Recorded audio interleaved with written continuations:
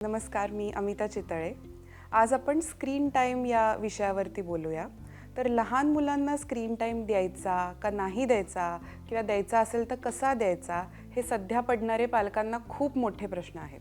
आजच्या जगामध्ये आपण इकडे तिकडे कुठेही पाहिलं तर आपल्याला स्क्रीन ही दिसतेच.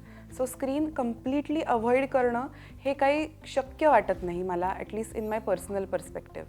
तर जर मुलांना स्क्रीन टाईम द्यायचा असेल आणि त्याच्यामधनं काही एज्युकेशनल बेनिफिट्स घ्यायचे असतील, काही अशा प्रकारचे बेनिफिट्स घ्यायचे असतील जे त्यांना त्यांच्या डे टू डे लाईफमधनं नाही मिळणार, तर आपण काय करू शकतो? तर स्क्रीन टाईमचे बरेच प्रकार असतात. सर्वात बेसिक म्हणजे आपल्या मोबाईल फोनवरचा, त्याच्यानंतर म्हणजे टॅबलेट किंवा आयपॅड अशा डिव्हाइसेस किंवा लॅपटॉप्स, आणि त्याच्याहून वेगळा म्हणजे आपला रेग्युलर साईजचा टी व्ही. तर लहान मुलांना म्हणजे वयाच्या 1 वर्षाच्या आतल्या मुलांना जितका कमी शक्य आहे तेवढा स्क्रीन टाईम द्यावा, आणि जर द्यायचा असेल तर तो मोठ्या स्क्रीनच्या डिव्हाइसेसवरती दिलं तर तो त्यांच्या डोळ्यासाठी, त्यांच्या पोश्चरसाठी बेनिफिशियल राहतो.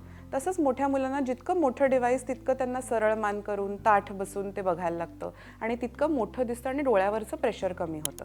तर स्क्रीन टाईम बघताना मुलांनी एक्झॅक्टली काय बघावं? युजली मुलांचे इन्स्टिंक्ट्स असतात की पहिले आपण नर्सरी राईम सुरू करू, ज्याला खूप फेमस चॅनल्स आहेत ज्याच्यामधनं खूप तुम्हाला कार्टूनच्या फॉर्म्समधनं नर्सरी राईम्स दिसतात, त्याला वेगवेगळ्या भाषा असतात.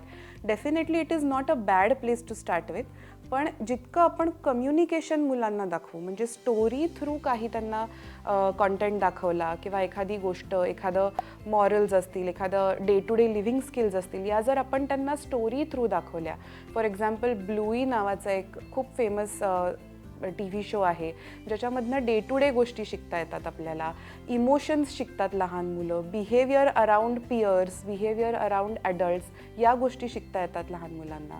तसंच पेपा पिग वगैरे असे जे शोज आहेत ज्याच्यामध्ये नर्सरी राईमसुद्धा इन्कॉर्पोरेट केलेले असतात, पण त्याच्याचबरोबर त्याच्यामध्ये डेली लिव्हिंग स्किल्स, आपल्या आजूबाजूला घडणाऱ्या गोष्टी, आज मी शाळेला गेले तर काय होणार आहे, आज मला एका मोठ्या बर्थडे पार्टीला जायचं आहे तर तिथे काय मी एक्सपेक्ट करू शकते, किंवा आज मला एखाद्या अम्युजमेंट पार्कला जायचं आहे. तर ज्या मुलांना थोडी एन्झायटी जास्ती असते, स्ट्रेस जास्ती असतो, नवीन जागेमध्ये ॲडजस्ट करत नाहीत पटकन, अशा मुलांना जर अशा गोष्टींथ्रू आपण दाखवलं की आपल्याला उद्याला अम्युजमेंट पार्कमध्ये जायचं आहे तर ते कसं दिसू शकेल, तिथे आपल्याला काय काय गोष्टी करता येतील, हे जर त्यांना पहिले दाखवलं तर त्यांची तयारी त्या गोष्टीसाठीची बेटर राहते. सो अशा प्रकारे आपण स्क्रीन टाईमचा प्रोडक्टिव्हली वापर करू शकतो.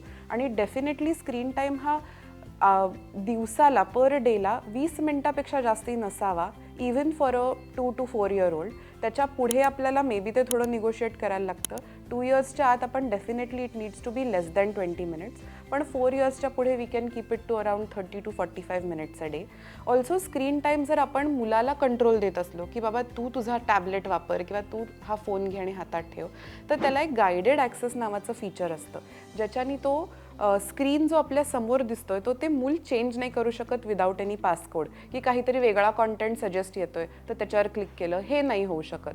याच्यासाठी आपण कुठलंही इलेक्ट्रॉनिक डिव्हाइस जर मुलाला देत असो की तूच कंट्रोल कर तुला काय बघायचं आहे, तर it is always a better idea to give it with guided access, की पेरेंट्सना त्याच्यावरती कंट्रोल राहतो की आपण मुलाला काय कॉन्टेंट दाखवतोय आणि ते काय पद्धतीचा कॉन्टेंट बघू शकतील.